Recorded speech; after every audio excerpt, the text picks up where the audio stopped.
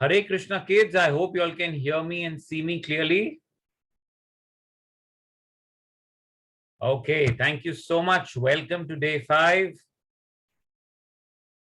And you know what? Firstly, I would like to thank you all for your wonderful, can you hear me? Yeah.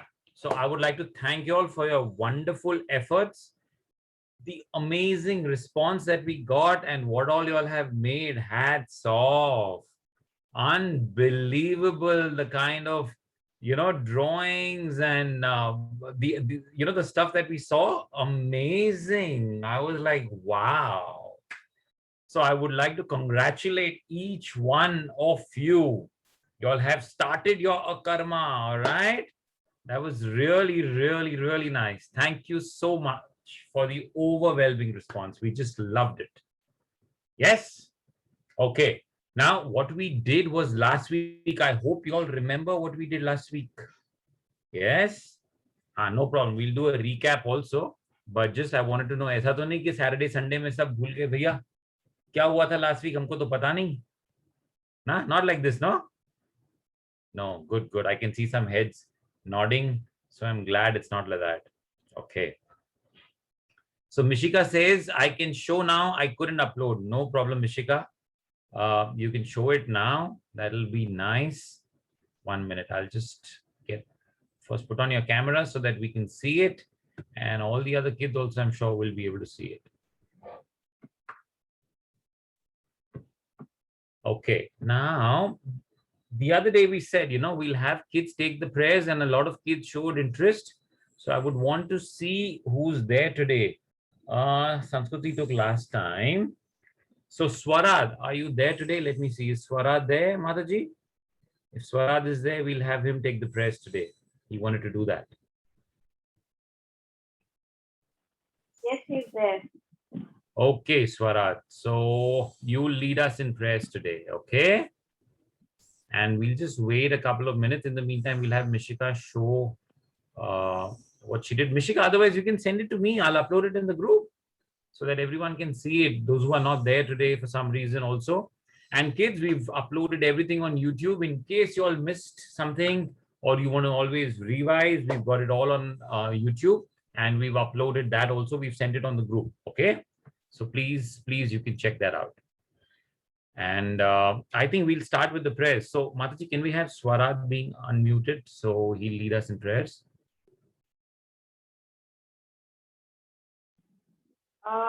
He's there, but I can't see him. I can't see his picture on. Okay, if not Swarad, then Mishika had also given her name. So we'll have Mishika, and then probably we'll give Swarad a chance tomorrow. Mishika? Okay. Okay, 1 minute, Mishika, 1 minute. First, we have to tell everyone, put your hands together, shut your eyes, think about the Lord, okay? Everyone, hands together, meditate on the Lord, and yes, now Mishika, please take the prayers. Om Agyantimirandasya Gyananjanashalakaya Chakshuranmilitam Yena Tasmai Shri Guruve Namaha Shri Chaitanya Manobhishtam Stapitam Yena Bhutale Swayam Rupa Kadamahyam Dadati Swapadantikam Vandeham Shri Guru Shri Yuta Padakamalam Shri Gurun Vaishnavamusya Shri Rupam Sagrajatam Sagana Raghunatam Vitam Tam Sajivam Sadhvaitam Savadutam Parinay Saitam Krishna Chaitanya Devam Shri Radha Krishna Padan Sakanayita Shri Vishaka Vitamsya He Krishna Karuna Sindho Dina Bandho Jagatpate Gopisha Gopika Kanta Radha Kanta Namustate Taptu Kanchana Gaurangi Radhe Vrindavaneshwari Vrishabhanusute Dehi Pranamari Pranamami Hari Priye Panchakalpatarubhyascha Kripa Sindhubhyo Eva Patitanam Pavanebhyo Vaishnavebhyo Namo Namaha Namo Vishnupadaya Krishna Prishtaya Bhutale Srimate Bhaktivedanta Swami Niti Namine Namaste Saraswati Deve Gauravani Pracharine Nirvishesha Shunyavadi Pashyata Deshatarine Jai Shri Krishna Chaitanya Prabhu Nityananda Shri Advaita Gadadhara Srivasadi Gaur Bhaktavrinda Hare Krishna Krishna Krishna Hare Hare Hare Rama Rama Rama Hare Hare. Thank you so very much, Mishika. Thank you so very much. All right, kids. So last week, as you know, we started and we've done the first 4 chapters of the Bhagavad Gita. A quick recap now, those hands which are raised, I will give you all a chance. So the first chapter was Arjuna in confusion, right? Do you remember that? Yes, and there were reasons he was lamenting. So who's going to tell me quickly the 5 reasons why he was lamenting? I see Vibhu. I'm going to unmute you, Vibhu. If you can put on your camera also, it'll be nice. So you can tell me the 5 reasons quickly. So whoever's put up their hand, I'm going to be giving you all a chance, hopefully, not all of you all, but some of you all, to do a quick recap. Yes, Vibhu, go ahead, please. First chapter, 5 reasons. The 5 reasons why Arjuna was lamenting were compassion, no enjoyment, sin, family tradition, and indecisions. Absolutely. So these were the 5 reasons he was lamenting. Now, after that, immediately he surrendered to Krishna, and that's when Krishna started speaking. And second chapter, the key take home. What did Krishna say? That's the key take home. I'm going to give Dhruvisha Solya. Your hands are raised. I've just unmuted you. Go ahead. Dhruvisha Solya. If you can put on your camera, it's nice. Everyone can see you.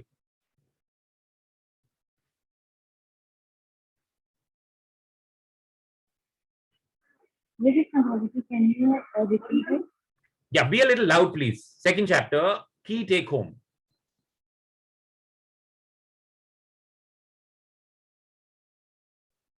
Dhruvisha? I've been trying to unmute you. Okay, for some reason it's not happening. No problem. Then we'll go to Harshan. I'm unmuting you, Harshan. I've just unmuted you. Yes, Harshan. Second chapter, key take home.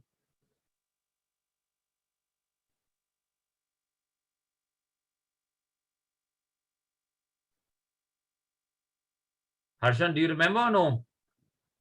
Can't hear you.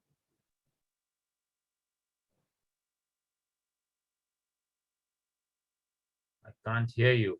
Oh, I can see you, but I can't hear you. Okay, no problem. I'll give Sanvi a chance.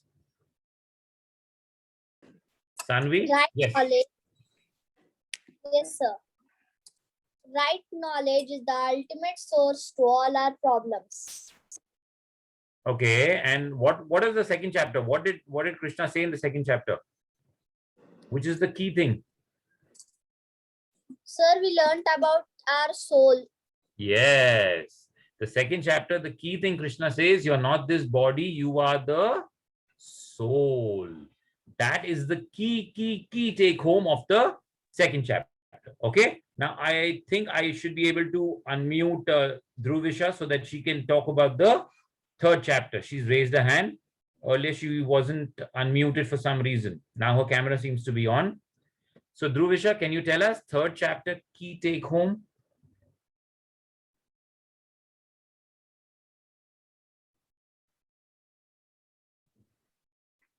Yes. Food for soul is God's name. Sorry, be a little loud. What did you say, Dhruvisha? Food for soul is God's name. Yes, food for soul is God's name, and that is the key sacrifice for Kali Yuga. Thank you so very much. That's wonderful. Now the fourth chapter, which we did on Friday. Now, Chandrika Vaste. Okay. If you can put on your camera also, Chandrika, it'll be nice. Yes, Chandrika, go ahead. Prabhuji, the fourth chapter key take home was Krishna as the Supreme Personality of Godhead, and he appears to destroy the wicked and Adharma, re-establish Dharma and protect his devotees. Yes, the reasons why Krishna comes and what we learned about those 3 key reasons, which you rightly said. Absolutely right. Absolutely right. So in the third chapter, kids, we started discussing Karma Yoga, all right, the actions that we should do.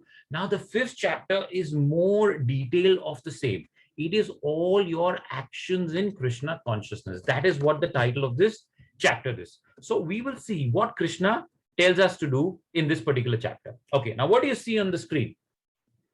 So we see one typical, Babaji, and we see another person who's a grahastha, who's at home, but he's doing his services to the Lord. Now, out of the two, who do you think is working, or whose actions seem to be in Krishna consciousness? And why? Quickly, in the chat boxes, this one. I want the reason why, huh?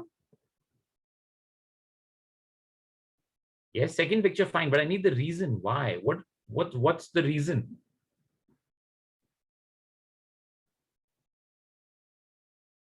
The grahastha, yes. So typically the grahastha is the one, because the first one, though he's a yogi, he's wearing what externally he looks like a renunciant. But what is he doing? He's busy chatting and he's holding his cigarette and he's in his own sense gratification mood. So his focus is not on the Lord. So why we're discussing this is because we know that Arjuna is confused, right? Okay, main karu to kya karu? What should I do? Should I stop sowing the seed, or should I stop expecting the fruits? What should I do? He's very bewildered, right? So that's when Krishna tells him that renunciation of work and devotion both are possible. They are routes for liberation. But out of the two, working in devotional service is better than renunciation. Remember, we did the ladders, so we'll come to that also. So working in devotional services is the key, right? So what Krishna is telling us, that you do your work for me, but you don't bother about the fruit. I'll take care of the fruit, and then why are you worried? Whatever is needed, whatever is to be given, I'll give you. You don't bother. Now, typically, you all are students, right? So if you all study, so what should be your attitude in studying? Your attitude in studying should be that I'm going to give my best for the exam. All right. I'm going to just leave no stone unturned. I'm going to do my very best, but then you have to leave to Krishna the rest. Then you cannot be typically thinking, I did this, I should give this, itna padhai kiya, 99 out of 100 aana chahiye, this should happen, that should. That's what Krishna is trying to say. And when you grow up and you get into work and you start earning money, that time again, your focus has to be that your earnings, you're putting in your effort, but the return that you get, you have to think is Krishna's mercy, right? It should not be, I've earned this. That's the typical attitude of a non-devotee. Mera, maine kiya. But the true devotee knows that it's Krishna's mercy, right? Now, Krishna says in the next verse that if you merely renounce the activities, but you don't engage in devotional service, that means tumne sab kuch chhod diya, all right? But you're not actively doing anything for the Lord. That is not the supreme way or the right way to achieve. You have to act in devotional service. So he's saying, be a devotee who serves the Lord. Don't typically be a Babaji of the Himalayas. Okay, that is what Krishna is telling us. So in the next verse, he's explaining that further clearly, that one who works in devotion, who is a pure soul and who controls his mind and senses. Remember, we discussed the 5 key senses, and they are the ones who we try to fulfill. If something is not fulfilled, that's the trigger of anger. And when we are angry, that's when the mind gets bewildered further. Okay, so I'm repeating this particular verse. One who works in devotion, who's a pure soul and who controls his mind and senses, is dear to everyone, and everyone is dear to him. So though he is always working, such a man is never entangled. So the last chapter, we saw the spider example, how typically the insect, when he does something, he's getting more and more entangled.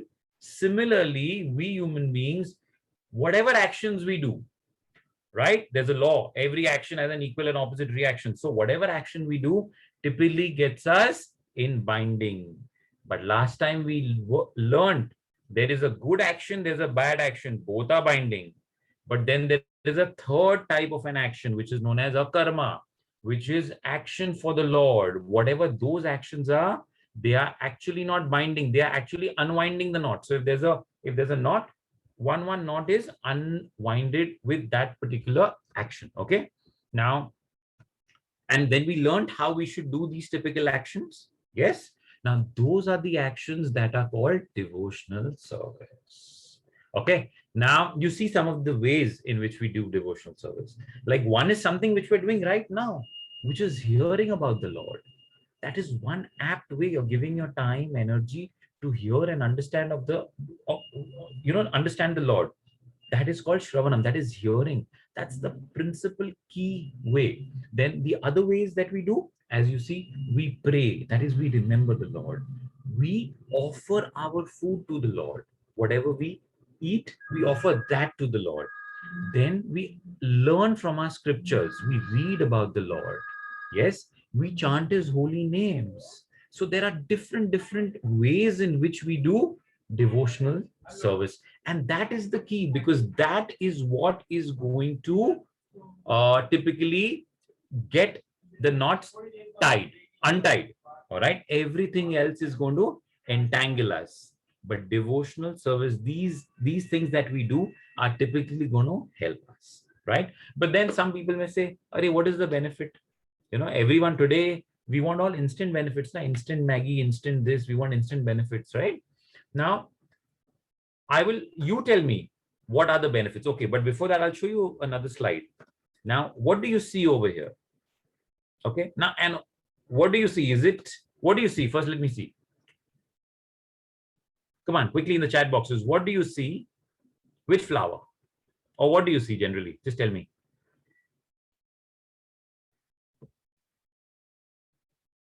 Lotus. Okay. Now, is lotus a nice flower or is it a dirty flower? Because I see all dirt around it. Yes, it's nice.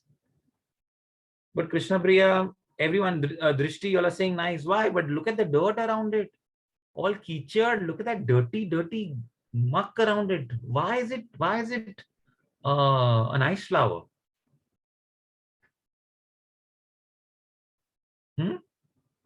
And it is so nice. It is not nice. It is so nice that if you see Lord Narayan holds the lotus in his hand. Out of the 4 hands that you see, Shankara, Chakra, Gada, and there's this lotus flower is also there. And that is what Krishna is telling us about the lotus flower and what we need to learn from the lotus flower. That is what Krishna tells us. And I'm going to explain that in the next slide. 1 second.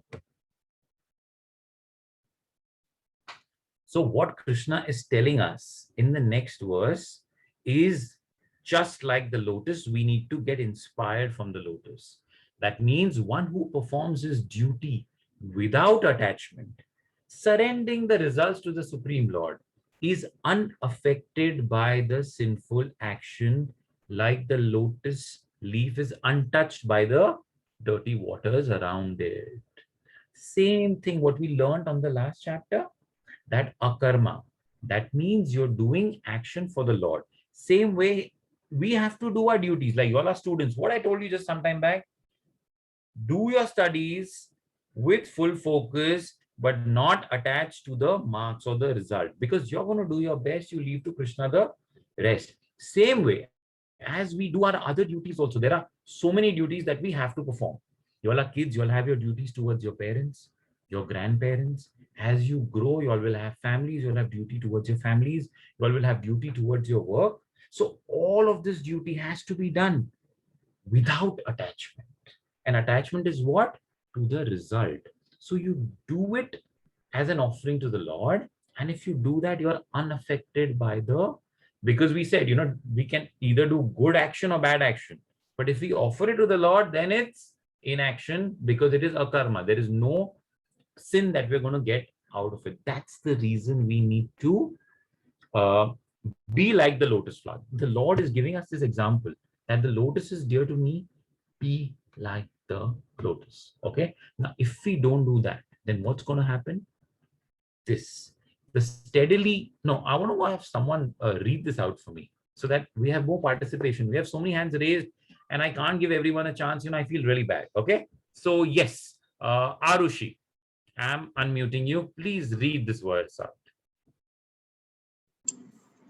The steadily devotee souls attains adulterated. Adulterated peace because he offers the result of all activities to me. Whereas a person who is not in union with the divinity, who is greedy for the fruits of his labor, becomes entangled. Yes. So this is further expanding the same thing that the Lord said. If you don't offer it to me, you're having sin. For example, we said the food that we eat, we have to offer it to the Lord. But if we're doing it only to satisfy our senses and we're actually landing up eating some other living being, yes, or we're having things which are forbidden by the Lord. He doesn't want us to eat that. He hasn't made us to eat that. Or we do certain actions which are not right. That all is going to entangle us. And generally, why we do it is because of that greed. Remember, we spoke of that? Yes. And if we follow the instructions of the Lord, what will happen? Soon we will get qualities like the one which is mentioned in this verse. For the reading of this verse, I'm going to give Dhwani Kataria a chance.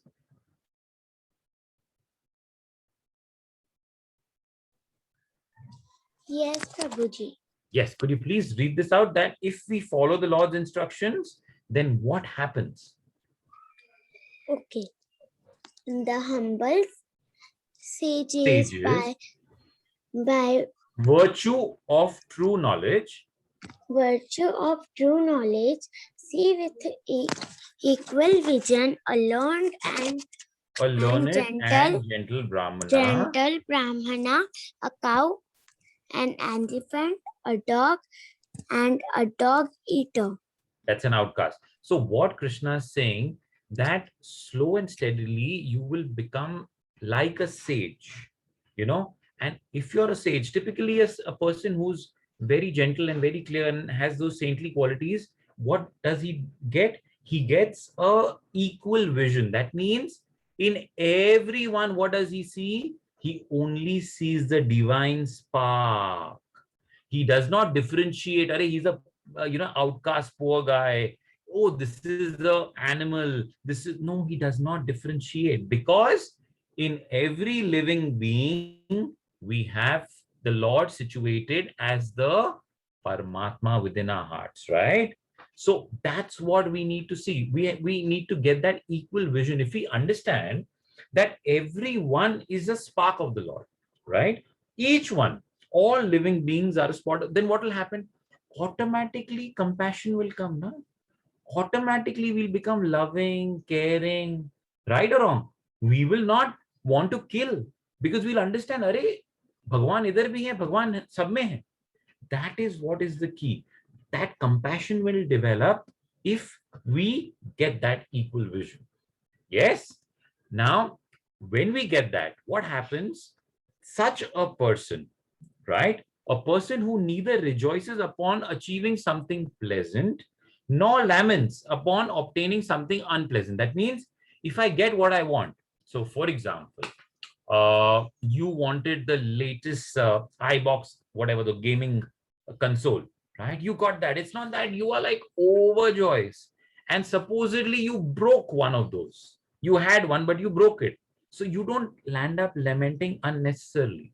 So basically, a person who neither rejoices upon achieving something pleasant nor laments upon obtaining something unpleasant, who is self-intelligent, who is unbewildered, not affected, and who knows the science of God, is already situated in transcendence. So basically, it means someone who's equipoised over here, and he sees around, whatever he sees, unpleasant, pleasant, change, no change, he understands, यार ये तो temporary, ये तो होना ही है. अरे summer season है, गर्मी तो लगनी है.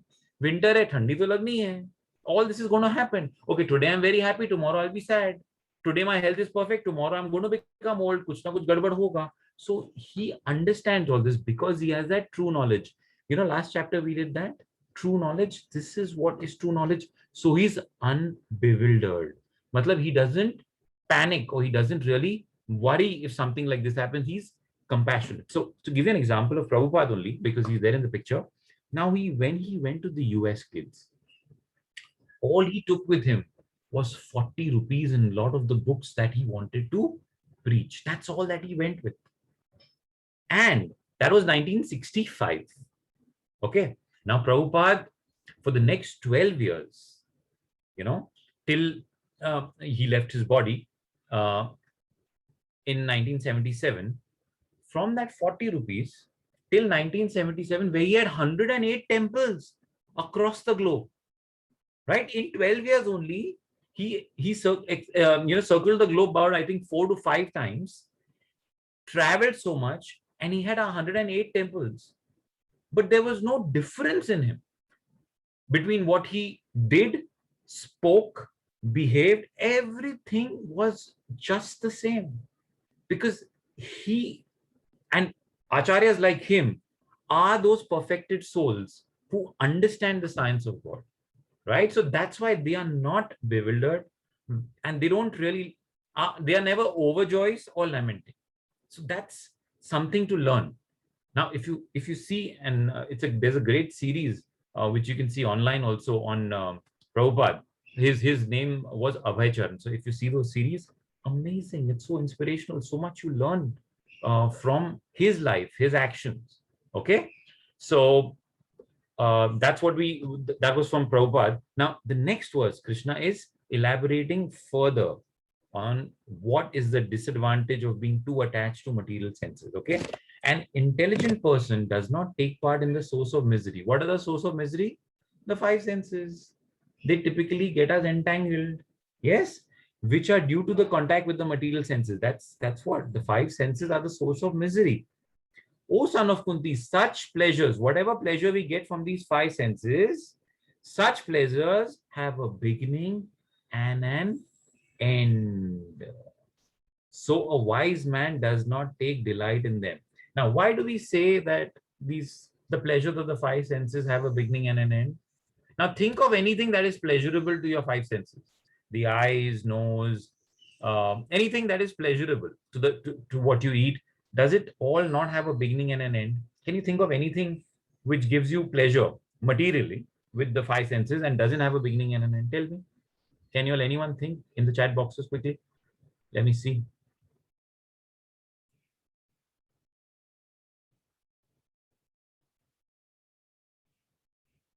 When I see colors, food, eyes, TV, yes, all of this has a beginning and an end, right? All of this has a beginning and an end, correct?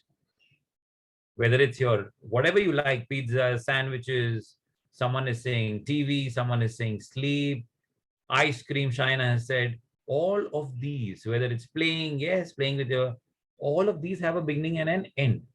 So the pleasure that you can get, how much will you eat? Chalo, aaj pizza khaya, burger khaya, fries khaya, chocolate khaya, मतलब whatever you like, सब खाया. Ultimately क्या होगा? पेट दर्द होगा. And then probably you'll end up with an upset stomach. Yes, so it has a beginning and an end. Chalo, eyes, TV. Dekha, oh, your favorite program, whatever cartoon or whatever you like to watch, you watch. How much will you watch? 1 hour, 2 hours, 4 hours, 6 hours, 8 hours, 10 hours. Then your eyes will give way. They'll start watering. Khatam. Finish. Not possible to go beyond a point. Playing. How much will you play? Right? You play with your friends 1 hour, 2 hours. I mean, continuously if you pay, somewhere there has to be a beginning and an end. This is what you are doing now. But later on also, if you remember that whatever is associated with these 5 senses, they have a beginning and an end, right? They cannot give you unlimited pleasure. They just cannot give you unlimited pleasure. Okay. So whatever we get from the 5 senses have a beginning and an end. All right. Let me ask you one more question before that. Okay. What typically do you think is the key thing in everyone's life? What are we all looking for? Now, quickly in the chat boxes, what are we all looking for? Can someone tell me? What is the purpose? All of us are looking for what? One word. Huh? I just want that one word. Let me see if you all can guess it. 1 minute. Looking at the chat box. What is the one thing that we're all looking for? Shopping. Wow. Happiness. Sanvi. Arna. Beautiful. Excellent. Mishika says Krishna. Partha says good life. Okay, going back to Godhead, Shivani says, but yes, happiness. That is so typically where one thing that we're all looking for is happiness. The entire cycle, jo bhi aap kar lo, ultimately it is for happiness. You want whatever you do is because you want happiness. But tell me something. If we're looking for happiness, can we get happiness until we are peaceful, or can we not get happiness until we are peaceful? So the right answer, most of you all gave the right answer. We are all looking for happiness. But what I also want to know is that, can happiness come without being peaceful? See, what is happiness? Now, Krishna again expands. I'll read this verse out to you about happiness. And then I'll ask you all, is it possible to be happy without being peaceful? That's my next question. But before that, let me read about happiness. What Krishna has to say, huh? One whose happiness is within, who is active and rejoices within, okay, and whose aim is inward is actually a perfect mistake. He is liberated in the supreme and ultimately attains the supreme. Okay. Now, to most of us, we look for happiness where? Outside. Means, मेरे को आज नया mobile phone, Apple iPhone मिल गया, I'm happy. Today I got to go and do shopping in my favorite mall, I'm happy. All right. Anything external that we look at for happiness is temporary. So what is Krishna saying about happiness? Krishna is saying that happiness comes from within. Okay. Now, please remember this. This is extremely important, because what happens, all of us, we land up giving things the control over our happiness, or people for that matter, not only things. Today, my friend played with me, I'm happy. Tomorrow, if he or she cannot play with me, I'm sad. Today, if I got what I wanted in terms of material thing, like a phone, as I told you, or your the latest gaming console. For some, it could be the best whatever food that they desired. For someone else, it could be clothes that they desired. For someone else, it could be something else. Like going to a particular holiday destination. All of these things, if you associate with happiness, you will be happy for that time. But again, then you'll become sad, because sooner or later it'll go away. That food will get away. That friend will go away. That holiday will come to an end. Right? So your happiness will come down. The graph will go up and down. But we have to follow the happiness formula, what Krishna is saying. That means we have to be happy within. And we can be happy within if we're peaceful. Because if you're not peaceful, you're not going to be happy. Do you agree or you don't agree? If you're not peaceful, you're not going to be happy. Yes or a no? 1 minute in the chat boxes, quickly. Yes, most of you all agree. Shubham, Siddhi, Sanvi, Shirish, Bimla Devi, all are saying yes. Perfect. Yes. So you need to be peaceful. Karuna is equal to, what does that mean equal to? You're confused? No problem, Karuna. If you're confused, let me clarify to you. What I mean by this, that you have to be peaceful within, only then you will be happy. Okay. Let me give you an example. Okay, Karuna, assuming your favorite food is a burger, all right? A McDonald's Veg Mac Maharaja. That's your favorite, okay? And you're having that burger. It's right in front of you. And you're extremely happy. Yes, you'll be happy, right, Karuna? You'll be happy? Okay. Karuna replied, okay. So you'll be happy. But just as you're about to take that burger and you're about to bite, suddenly mom says from behind, Karuna, your exam results have come. Dan, da, dan. I'm not saying this will happen, but just assume your mother says, Karuna, you have failed in maths. Dan, da, dan. Now, Karuna, that burger which was in your hand, which was giving you so much of happiness, will you still feel that happiness? Because from inside, that exam result has made you not at peace. Okay, so you're not going to enjoy the burger. Yes, that's what I mean. That to be happy, you have to be peaceful within. And if you're peaceful within, then you will be happy. So that external thing which was giving you happiness is not giving you permanent happiness, because inside peace nahi tha. That peace got disrupted because of the exam result. That's what I'm trying to explain, right? So you have to be peaceful within. And to be peaceful within, what can you do? वो भी Krishna बता रहे हैं. Krishna is telling us, he's given us all solutions. What we are supposed to do, he's telling us. Okay? He's given us in this chapter, he gives us the peace formula. That is what Krishna is essentially given us in this chapter. Okay? 1 minute. I'm just trying to move on to the next slide. Yes. Now this is what it is. Who's going to read it out for me? Someone I haven't given a chance. Who couldn't speak last time? Mataji, anyone whose hand is raised and we couldn't give a chance earlier?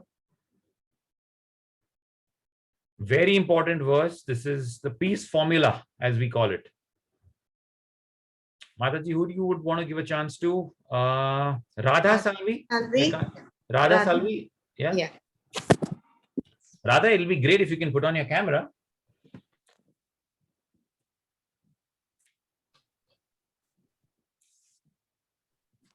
I've unmuted Radha Salvi. Yes. Radha, go ahead. This is the peace formula verse that Krishna is giving us. I have to say the words or the translation. Translation, English translation. Oh, okay. A person in full consciousness of me, knowing me to be the ultimate beneficiary, benefactor of all sacrifices and austerities, the supreme lord of all planets and demigods, and the benefactor and well-wisher of all living entities, attains peace from the pangs of material miseries. Yes. So here Krishna is telling us, who's fully conscious of me and who knows me to be the ultimate benefactor of all sacrifices, he attains peace from the material miseries. What are the material miseries that we spoke about? All possible miseries. We have old age, we have disease, whatever we have. This is the peace formula that Krishna has clearly given us. So if we have to attain peace, we have to remember this key formula. Krishna is the supreme enjoyer. Krishna is the supreme controller. And Krishna is our only well-wishing friend. All right? This is the peace formula, kids. And Krishna tells us that. So please, please, please remember this. Krishna is the supreme enjoyer. He's the supreme controller. And he's our only well-wishing friend. Now, I'm going to give you all one or two stories which bring out this point. You know, you'll understand this better. Why am I saying that you need to be peaceful? You know, why is this peace formula so important? Okay, now let me give you this story. So there was this this farmer who was there in a village, and he was not so rich, and in fact he was a little poor, and he had this one horse, and with that one horse, but he was a devotee. He would do his daily sadhana. All his activities were related to the Lord, and he was always at peace. Now, this person was always at peace. Okay. And so one day what happened, this horse he used to use for everything. He used to carry the goods also. He used to plow the field also. He used to drop his kids, take his kids to the school also in that. So his horse was his one and only one support. Unfortunately, one day that horse died. Now, when the horse died, his neighbor, you know, who was a little kind of envious, कि आदमी हमेशा शांत खुश कैसे रहता है, came up to him and he said, "अरे यार, you know, his name was Ram Kishore. Ram Kishore, you're so unlucky. Your horse died." Ram Kishore was like, "It's okay. Whatever had to happen, it was destiny." And he just started chanting the Lord's name and he said, "It's okay." But then, you know what happened? There were other people in the village who really loved this Ram Kishore because he was genuinely a nice person. So they bought him another horse. Now then his neighbor came and he said, "Arey Ram Kishore, you are so lucky. You know, someone gifted you a horse. Wow." And Ram Kishore was again, typically says, "It's fine. You know, it's Krishna's mercy." And so he accepted that gift. But in a day or two, that horse suddenly just vanished. And again, this envious neighbor came to him and he said, "Hare, kidhar gaya? Bhag gaya? Are yaar, you are so unlucky, yaar, really." And then Ram Kishore is like, "Okay, koi baat nahi, chala gaya, Bhagwan ki marzi thi." The next morning, again the horse appeared. And again this neighbor was like, "Are Ram Kishore, tu to bahut lucky hai." And Ram Kishore was like, "Okay, Hare Krishna, Bhagwan ka naam lo, sab acha hai." And so then one day his child, as I was told, he was riding this horse and he fell from the horse and he fractured his hand and his leg. Again that neighbor came home. "Hare Ram Kishore, you're so unlucky, yaar, tere bacche ko aise lag gaya." And Ram Kishore said, "Nahi, no problem." And coincidentally, that time, Ram Kishore was living on the borders of the northeast borders. So that in the northeast, a lot of people are, because they need protection from China, a lot of people are recruited. Young children, young boys are recruited by the army. So the army came to the village that day, and they were recruiting young kids, young boys. And Ram Kishore's child was fractured, so they couldn't take him. But the neighbor's kid, who was perfectly all right, was taken by the army for training. So again, the neighbor came back and he said, "Ram Kishore, you're so lucky. My child is gone. You still have your child with you." So basically, what I'm trying to say is that in whatever happened, the neighbor's reaction was, "You're so lucky, you're so unlucky." But Ram Kishore's reaction was, "It is fine. It is, whatever is happening is fine." So he was unbewildered. Probably because he was a devotee, he had full confidence in whatever the Lord does for the good. So if you see the example of his neighbor, what do we learn? That's what we're learning. That if you're not focused on the Lord, and if you don't know whatever is happening, you will be in anxiety. You'll always think, "Are acha, bura, good, bad." Or you'll keep saying, and a lot of kids we hear, they keep telling, when they come back, they'll tell their parents, "This one is so lucky, that one is so lucky," right? But that means what? That means you're flickering. Yes, because you're associating happiness with things, and which are bound to give you some happiness and for some time. Whatever is related with those five senses will give us happiness, but for some time. Now, to bring out this example, this key point of being unbewildered and having firm faith, I'll tell you one more story. Okay. Now, there was this person, he was a rich guy, and he was moving from one place to the other with his goods in his ship. Now, unfortunately, there was some damage in the engine, because of which his ship started to sink. Now, with great difficulty, he managed to reach one of the islands which was nearby. Now, obviously, he lost all his, that the wealth is gone, and his whatever savings and goodies that he had. So he lost a lot of money, and now he's alone on an island. So he was again cursing God. "Are Bhagwan, kya kar diya? Mere saath hi karna tha. Mera pura paisa gaya. Whatever I had saved money, I was, all of that is gone." And he started cribbing. अब क्या करेगा? अब island पे है अकेला. He was staying. He was living on the island, and he was on the island. And now, when you're living on the island in the night, you feel cold. So somehow he took a lot of effort, and he made a hay kind of a little hut, so that at least he could protect himself in the night from the cold winds that were coming. After a few days, unfortunately, he was alone on the island. Somehow or the other, his little hut caught fire. Now his hut caught fire. Again, he started screaming, "Hey, Bhagwan, the only thing that I had, that also you took away from me. You took away my money first, and now for so many days I've been living here. I needed this house. With great difficulty, I made this, and again, you've taken it away from me." And again, he started lamenting and blaming God. "Why me? Why me? Why me?" Like that.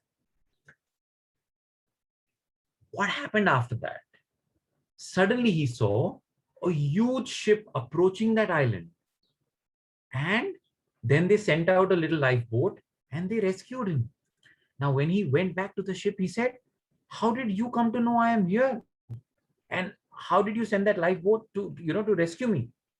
Then the captain of the ship told him that we were sailing, we were going in the other direction. Suddenly we saw so much of smoke coming from this island. And because the smoke came, we understood that if there is smoke, there's probably someone who needs help. That's why he's, generally that's the way you indicate. Okay. So when there was smoke, we thought there is someone who may need help, and we came. Then he realized, oh my God, this was Krishna's way of helping me. This was Lord's way. And I, for all this while, what was I doing? I was blaming the Lord.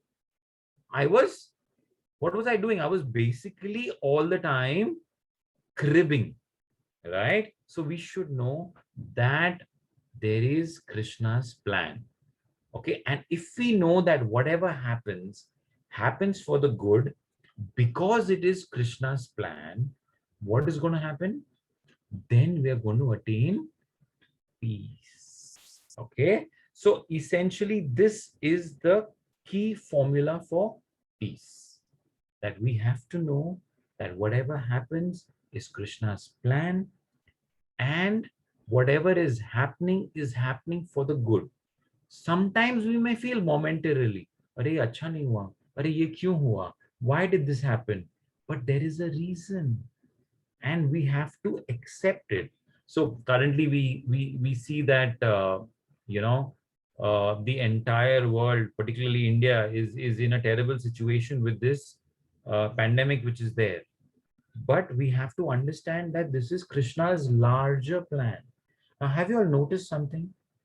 In this entire pandemic, it is only one species who's troubled. That is the human species. Everyone else is happier.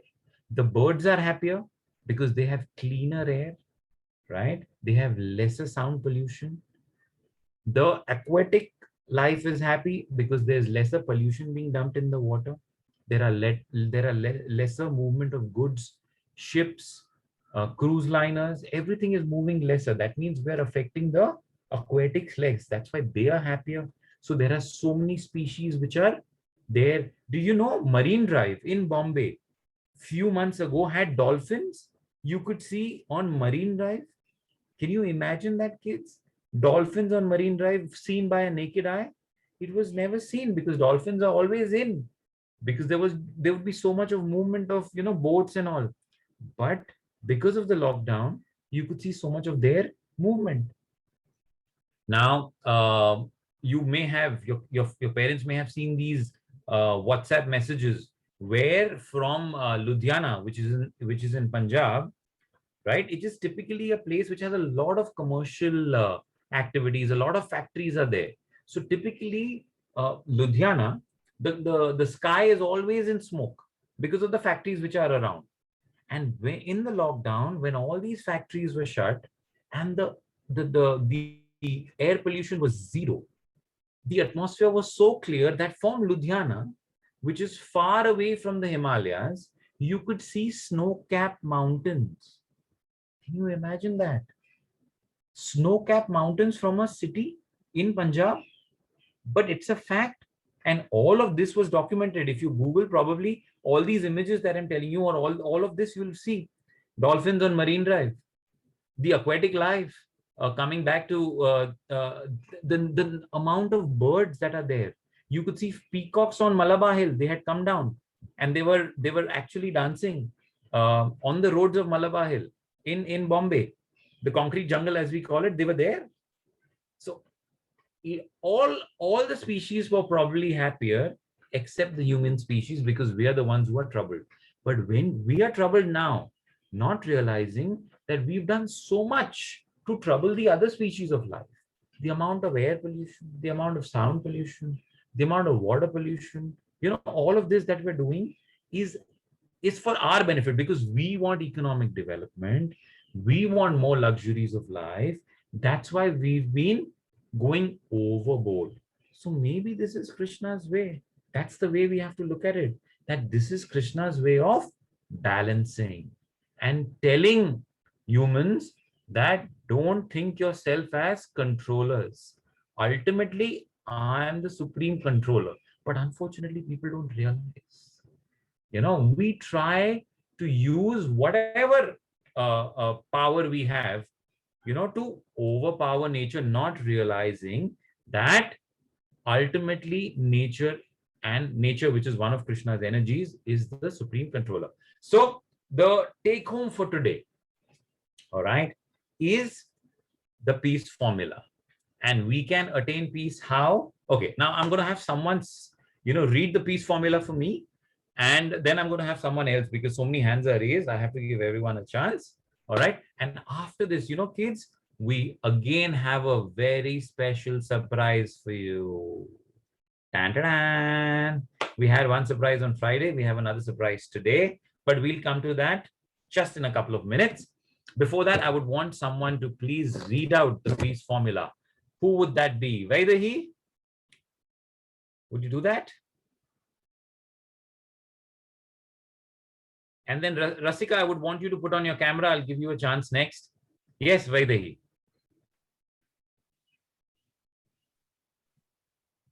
Unmuted her. Okay, Mataji, thank you. Yes, sir. Supreme controller is Krishna. Supreme enjoyer is Krishna. Only well-wishing friend is Krishna. So if we understand this, what happens, Vaidehi? Means Krishna is the one who has a plan to make us all happy. Yes. Like the story you told about the man and the rich man and the island, that is the same I'm talking about. Perfect. So basically, if we understand these three key points. Sir, I actually have a story. It's a story of Akbar and Birbal. I just saw in my class in the smart board when I was in class. It was like a short story. It was just like whatever happens for good. It was So go ahead. Please tell us that if it's the same, if it brings out the same point. Once upon a time, there was Akbar and Birbal were playing a game of chess, and like instantly Akbar felt hungry, and Birbal wanted to try a prank. So he told his guards or anyone to make a box, when you just put your hand in the box, it will close very quickly. So Okay. Akbar said to Birbal, "Can I have a piece of apple?" Then Birbal said, "There is a box kept of apples," and Akbar went to that and just touched the apple box and got hurt, and his finger got cut. Okay. And when his finger got cut, Akbar said to Birbal, "Oh my God, my finger got cut." Akbar said, "I just did a prank." Then he said, "Why did you do this? It is hurting a lot." So then Birbal said, "Whatever happens for your good." So Akbar just did not just trust it. One day he went to the forest for hunting, and when he was hunting, there were two kidnappers, and they Cannibals. kidnapped him for a sacrifice for Ma Kali. Cannibals, and kidnapped him. And when they kidnapped Akbar for the sacrifice of Ma Kali, one old man just looked at the hand and said, "Oh my God, everyone look at his finger. It is a half finger, so we cannot sacrifice it." So that the moral of the story is, whatever happens for good. Absolutely wonderful. Yes. So because Akbar's finger was cut, and thereby he could not be sacrificed by the cannibals. Beautiful, lovely. It brings out that story beautifully. Thank you so much. Thank you so much. So that's one more lovely story, and we should all thank you for sharing this wonderful story. And it perfectly brings out the point that whatever happens for the good, and we have to trust Krishna's plan. Okay, so that's the key take home, kids, today, is that only when we understand that Krishna is the supreme controller, enjoyer, and a well-wishing friend, and whatever he does is his plan. It's always for our good. That's when we will be able to be at peace. And when you're at peace, only then can you be happy. And if we look for happiness in the external things, like typically whatever gives our senses happiness, then that happiness is temporary. All right. So whether it's your most delicious food, or whether it's the gadget that you've been always looking for, or a friend that you want to spend a lot of time with, yes, that will give you happiness. But the graph is like this and like this. So we shouldn't depend on happiness on these external things. And when we stop doing that, and as Krishna said in this particular chapter, you have to be happy within, and that's possible with this peace formula. All right, kids. So that's the take home. And how do we get to the peace formula? The activities that we do. Okay, can someone again repeat? I had just shared it a couple of slides ago. Rasika and Krishan Goswami, can you just tell me a few points about how to get happy internally? What are the activities that we'll do? Rasika is unmuted. Okay, the types of devotional things that we'll do which will make us happy. Yes. Sir, actually, I wanted to share an incident that just recently happened. Actually, we have very little time. If you can just share the types of, what we can do in devotion. The reason being, we have someone very special who's just coming in, and I don't want to waste time on that. That's why my humble request for today. You can share that some other day. Quickly now tell me, and then I'll tell you who's coming in. So just tell me the activities that you will do which will make you happy. I shared a slide especially on that. Would you want to share a point or two? Do you remember a point or two? What are the things that we do? Okay, one of the things is, yes, one of the things is chanting.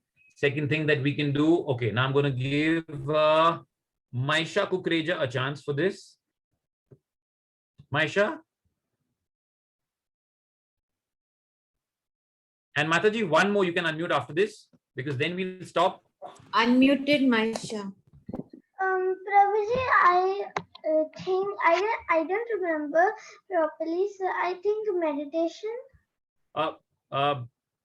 Okay, meditation is basically remembering the Lord.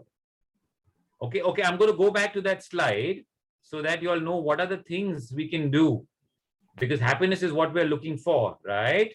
And where we can get happy, how we can get happy is only when we do these activities, which is hearing about the Lord, talking about the Lord to our friends, chanting his glories, remembering him, offering our food to him, all of those activities. Okay, now I'm going to tell you all, we have a very special person coming in today. These lovely books that you see are written by Shubh Vilas Prabhuji, and he loves kids. That's why he writes these wonderful books. And he's going to be here now, and he's going to be talking to you all, and you all have any questions, you all can ask him. So he's written this wonderful Ramayan for kids especially. He's written one for the adults also, but he's written this for the kids. And he's written this beautiful Panchatantra, these stories, and these books have great illustrations. And you know what? He's also writing a Bhagavad Gita for kids, which will come hopefully sometime next year. And I've had the great pleasure of, I'm still learning the Bhagavad Gita under him.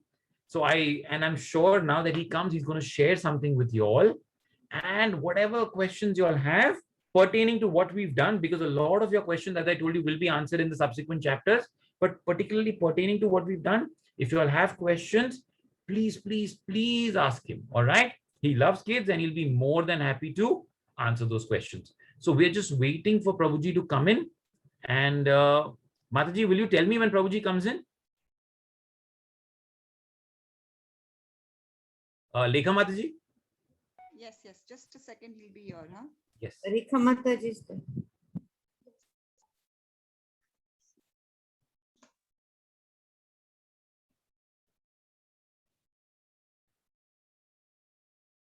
When Shubhila Prabhuji comes in, if you can just tell me, he should be here, I think. He's not in now. He's not logged in. He's not here in. Okay, no problem. So he should be coming any moment. Okay, kids? So he should be here any moment. He's very busy normally. He has so many lectures that he has to give every day. And then he writes. As I told you, he's coming up with the Bhagavad Gita for kids. So hopefully 2022 sometime he was saying that that book will be ready. And like the Ramayana that he's made for the kids, there's going to be a Bhagavad Gita also for the kids. Okay. So in the meantime, you all can tell your parents this book is available on Amazon and you all can order it. It's a lockdown time, so you all can't take it from the temple. It's available on Amazon. You all should order a copy. And there is also Panchatantra. You have a smaller version and you have this big illustrated version. You have both these options. So please get your hands onto this. It will be a great investment for your holidays. So rather than just watching, TV playing, yes, that's important. You all should do that also. But spend some time in doing things for the Lord. So if we read about the Lord, that's one of the activities. What you see on the screen also, right? That's what we are saying you should be doing. Prabhuji is here. So get some time onto that. Now, Shubh Vilas Prabhuji is here. Let us all welcome him by loudly chanting thrice, Hari Bol, Hari Bol, Hari Bol. Hari Bol, Hari Bol. Hari Bol. Hari Bol, Hari Bol, Hari Bol, Hari Bol, Hari Bol, Hari Bol.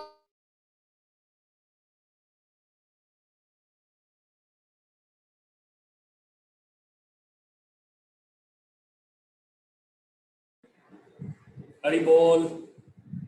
Very happy to be with all of you all.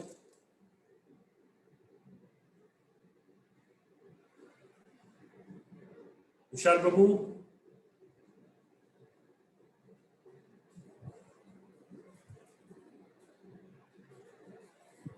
Hare Krishna. Vishal. Yes, Prabhuji, we can hear you. Please. Yes. Thank you so much. Hari Hari. Hari Hari Prabhuji. So we've done 5 chapters of the Bhagavad Gita. We've just finished the 5th chapter. And the kids definitely have, they are very smart and they are very knowledgeable and they definitely have a lot of questions. So we're so grateful to you for being here today. And it'll be great if you can answer some of these questions, Prabhuji. Yes. And also anything else you want to share with them, Prabhuji. I was just telling him about your books. So they will definitely be reading this, hopefully in the holidays, the summer holidays. They'll be doing this.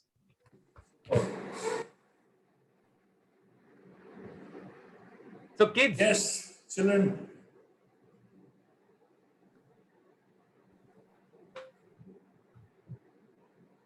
Mataji, let's take the questions one by one. So we'll unmute the kids and Prabhuji can answer them.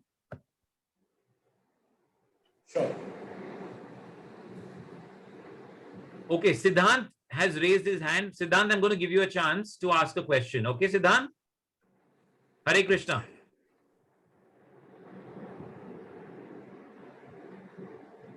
Karuna, you're next. Okay?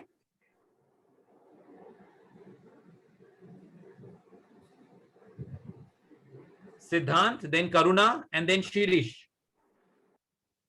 Siddhant, go ahead.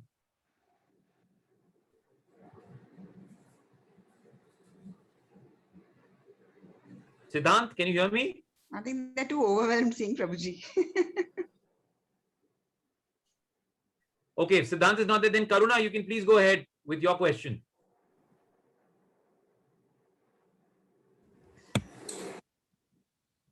I didn't have a question. You've raised your hand here. Okay, you don't have a question, no problem. Then Anirudh. Now, whoever doesn't have a question, please put your hands down. I'm going based on the hands that I see raised. Sanskriti Okay. seems to have a question. Maybe she can ask. Prabhuji, I also wanted to say something. I don't have a doubt. Okay, please go ahead. Say what you want to say.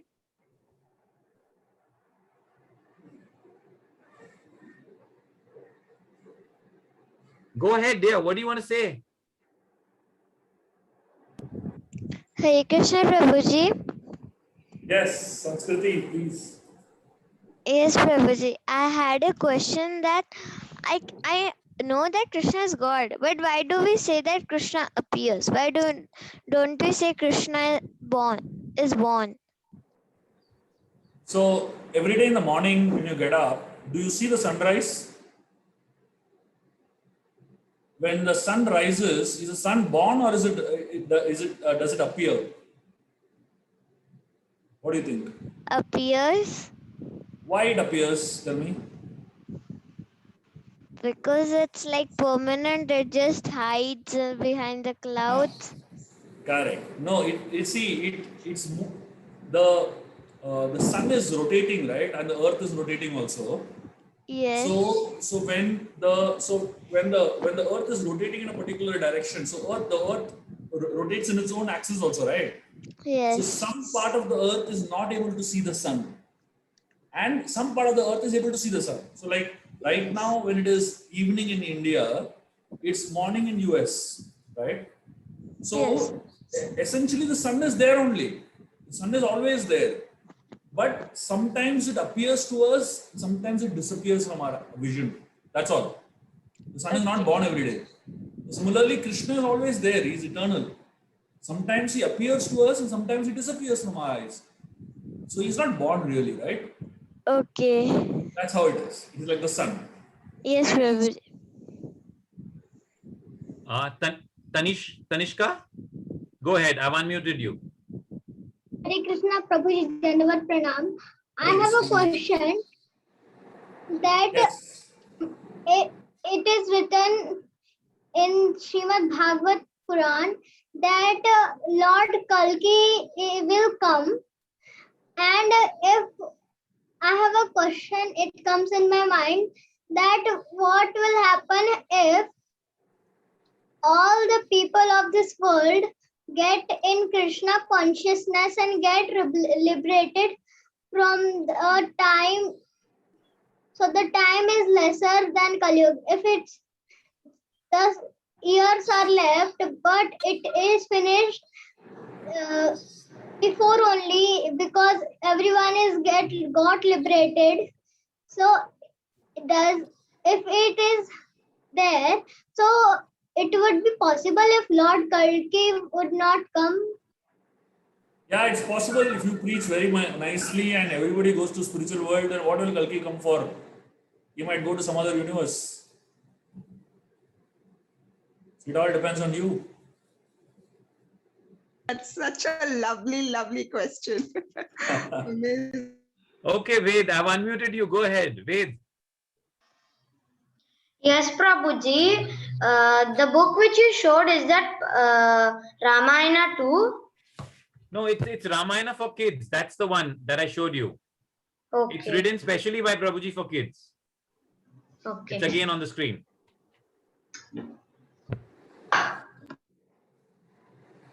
Okay, so now Rasika Makhija, your hands are raised, so I'm giving you a chance. Please unmute.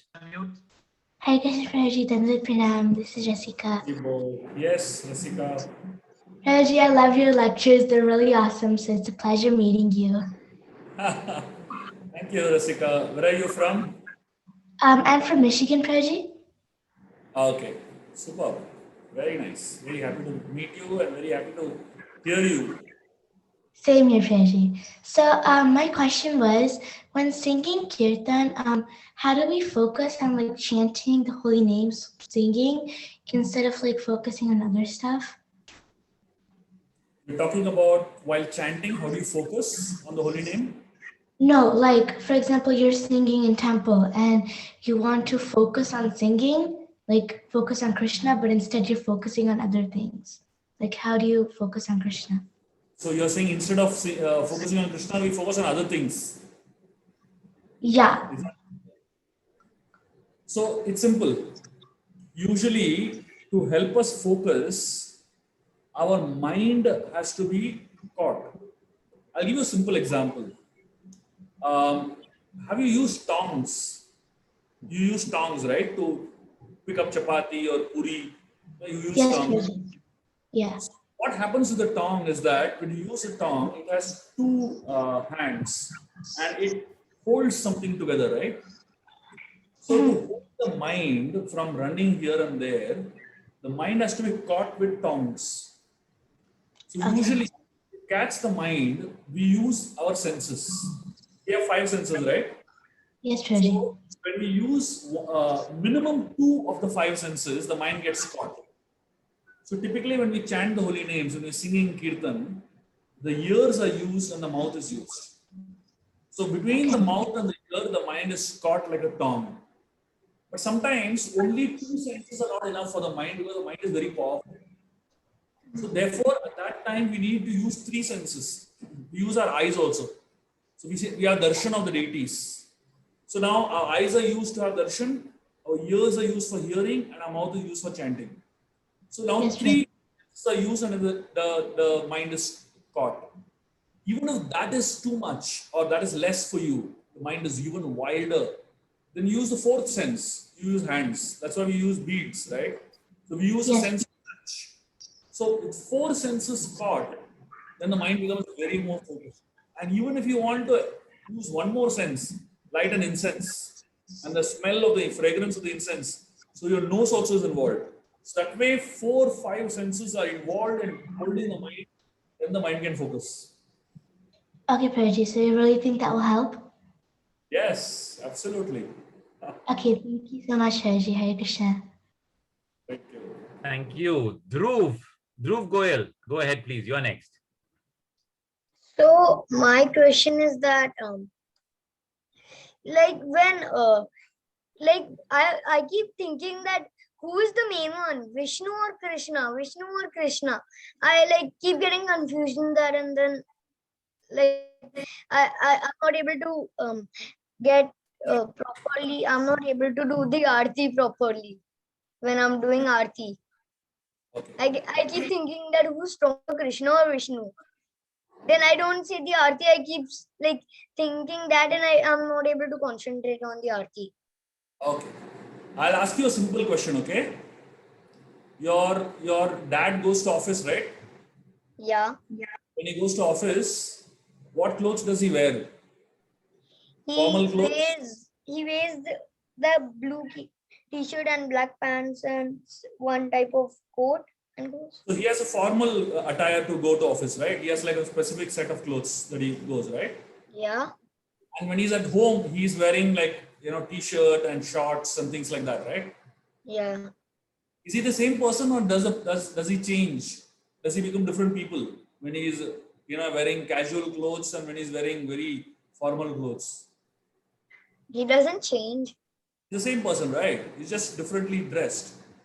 So similarly, Vishnu is the formal dress, very opulent clothing, holding the four having 4 hands and using weapons and very formal type. So that's the office dress of the Lord.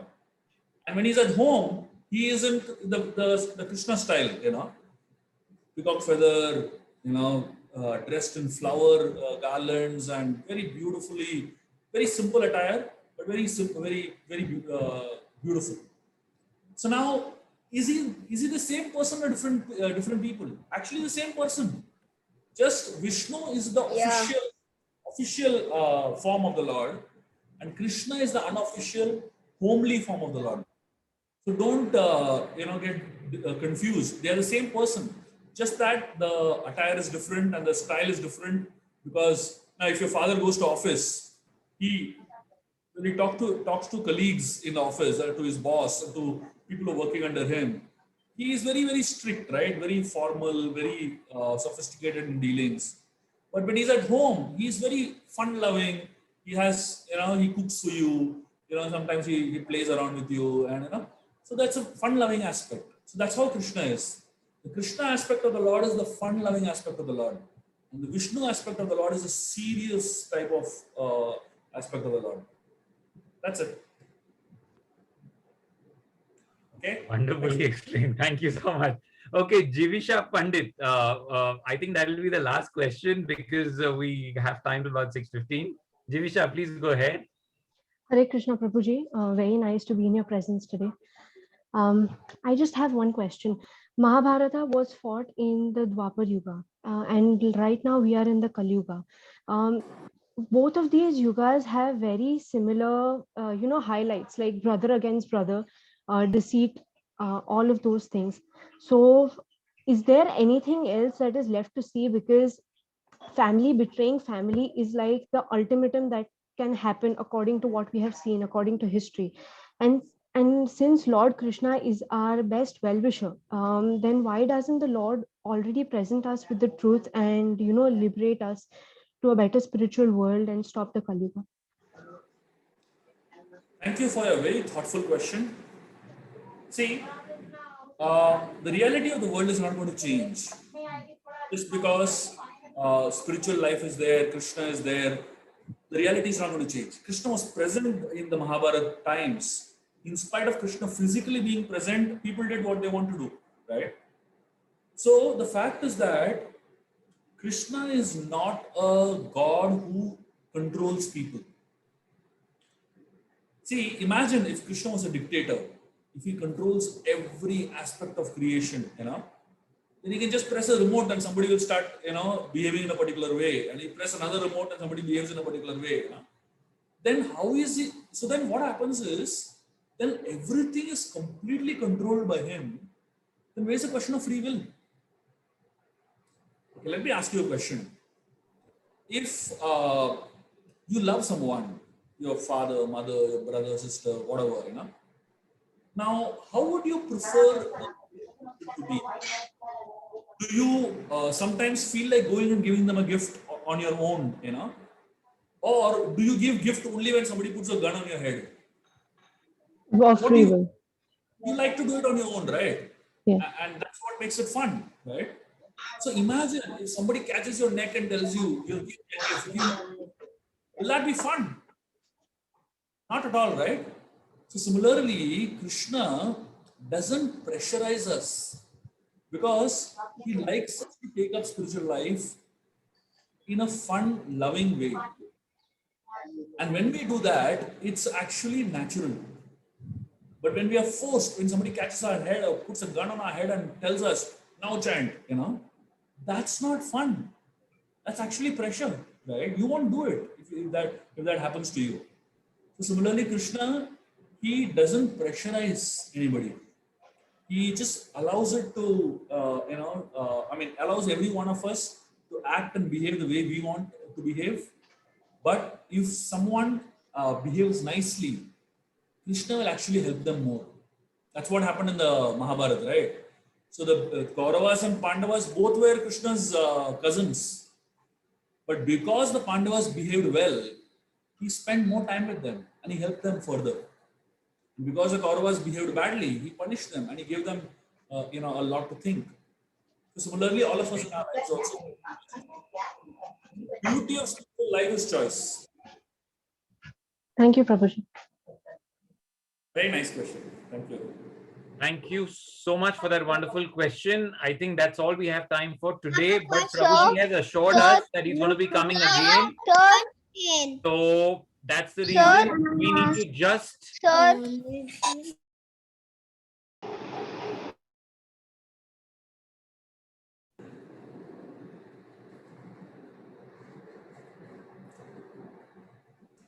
All forcibly muted. Haribol. Yeah, everyone was going to speak. So Prabhuji has assured us that he will be finding time from his busy schedule and he will be answering more of your questions.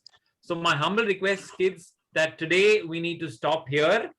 And if I unmute y'all, it is only to thank Prabhuji by loudly chanting thrice, Haribol, Haribol, Haribol, nothing else. Okay, that's a promise I'm taking. Okay. And I'm going to be unmuting you all only for that. And Prabhuji has assured us. Prabhuji, please tell them that you'll be coming so they'll have their assurance. I'll be coming again next week. So every week I'll be there with you all one time, and I will be happy to answer questions. So make sure that keep your questions. Keep your questions on, and whenever I'm there with you all, we'll answer. Okay. Okay. So now we only are unmuting for a particular reason. Okay. Haribol! Haribol! Haribol! Haribol!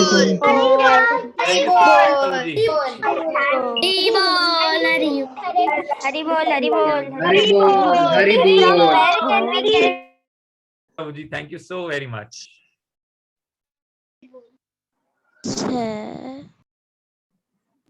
Prabhuji,